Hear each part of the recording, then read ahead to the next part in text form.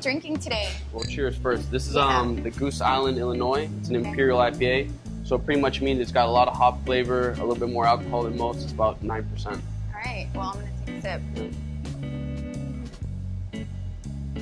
Nothing like a good beer in the morning. It's delicious. So I love this style of beer, but you can't have too many because it's 9%. You'll be feeling pretty good in a couple of In a couple minutes. By the end of this, we're gonna be falling side to side. You guys have a lot of craft beer. How many different selections, how important and pivotal is that, first of all, to the concept, and then how many selections do you offer at one time? Yeah, well, I mean, for us, OTC, one of our main focuses is craft beer, especially here in the Brickell area where not too many people are doing it. We offer 12 beers on draft and another 12 in bottle. And what makes our beers a little bit different is that we constantly rotate our taps. So we have like 4 that kind of stay the same, which are our local like kind of home run beers. And then outside of that, we like to be very seasonal and showcase a lot of like limited release stuff.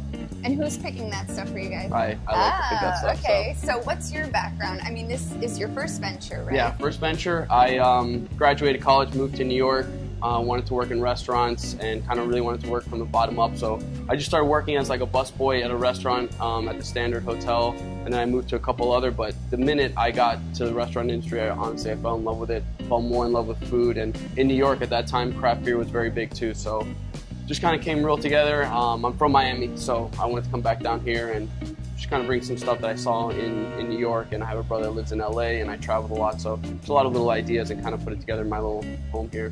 How would you describe OTC in your own words? So OTC, we serve modern American food, craft beer, and wine. And within our kind of food label, what makes us special is that we make everything from scratch. So our mayonnaise is made from scratch, all our burgers, every component that you see in our burger is made from scratch, all the pastas. So that's kind of like what's dear, most central to who we are, is making it from scratch and using high quality ingredients. When you started out, it was somewhat of a different venture. Yeah. It was more of a counter service. Correct. Where are we now, and where did you start, and how did that evolution happen? You know, the ideas really have been the same. Everything's made from scratch. Now we're table service. It gives us a little bit more opportunity to educate our customers on what we're doing. It was a little bit difficult before in a long line to really, you know, give and like showcase really what we're doing, because it was just too fast. It needed to be a little bit more simple. And for us, the food was very important to us, and we wanted to just like bring it up another notch. So we added full service to it. And you brought on somebody new, right, to Correct. help you do that. So talk about Chef. You know, he had a background here on Brickell. So we have Chef Anaya, Chef Jacob Anaya. He was, you know, neighborhood guy. He's right here at the Mandarin Oriental at Azul. He came in here for brunch one day, and we just got to talking, and I told my dad, I was like, man, I hope one day I get to work with somebody at that level. And as we were kind of figuring out where to take OTC, he was the first person we called, and we're very happy to have him. I mean, he brings such a unique look at all the food that we were doing before. He makes everything from scratch. He's completely changed the team in the back as well, where we have people that really care about what we're doing on a day-to-day basis. Chef Anaya came from the Mandarin Oriental, which was obviously quite different, a little more modern, a little more upscale.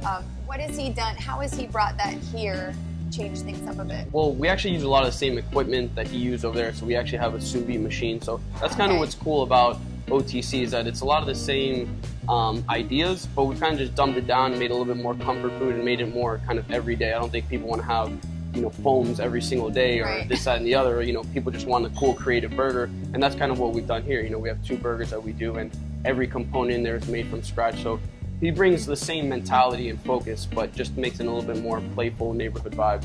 What are some of your favorite dishes of his? My favorite dish, without a doubt, is the tuna poke. I can't come here and not have that dish. It's 100% ahi tuna that he butchers here in-house. It's got macadamia nuts, shoyu, which is a Japanese soy sauce, a little bit of Hawaiian chili pepper that he makes here in-house, and some really beautiful yuca chips to kind of scoop it up with. It's delicious. Sounds amazing. So you've got the burgers, you've got that. Brunch is obviously very popular here. Yeah, brunch is Saturday and Sunday, right? Yeah, Both Saturday days. and Sunday from 10:30 in the morning to 3 p.m. People can sit inside, outside.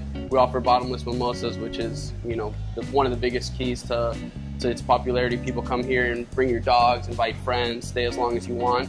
And the food that we're doing is really interesting. So some classics that people expect at brunch, like chicken and waffles, but we do our own twist to it. We do a Korean style. We add a miso aioli to it and a little like kind of kimchi on top. And then we do chilaquiles, which is my personal favorite dish, which is like a Mexican-style breakfast nachos, almost, if you will.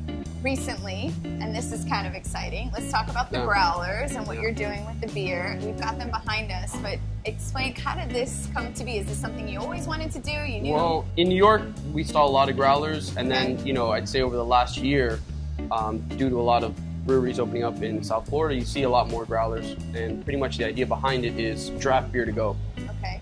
So we offer our growlers at a very discounted price because it's a takeout. Okay. So what we can offer, you know, kind of the craft beer geeks or kind of the craft beer newbies is an opportunity to take beers that they won't normally find and enjoy them at their own home. You don't have to have it here at OTC. So you come here, you order a growler, any you know draft will offer, then people can take it home. So Michael, what is next for you?